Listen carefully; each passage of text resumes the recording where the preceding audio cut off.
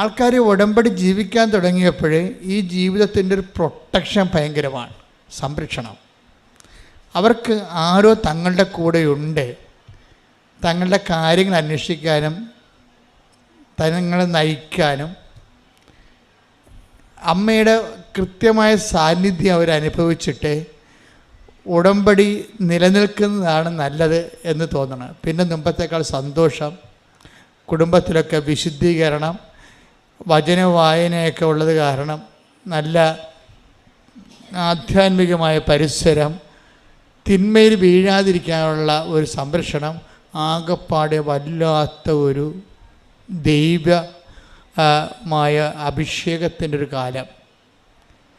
അപ്പം അതുകൊണ്ടാണ് ആൾക്കാർ സാക്ഷ്യം പറയുമ്പോഴും നമ്മളാരും പറഞ്ഞിട്ടില്ല, അവർ തന്നെത്താൻ പറഞ്ഞാണ് ഞാനും എൻ്റെ കുടുംബവും മരണം വരെ ഉടമ്പടിയിൽ നിലനിൽക്കുമെന്ന്.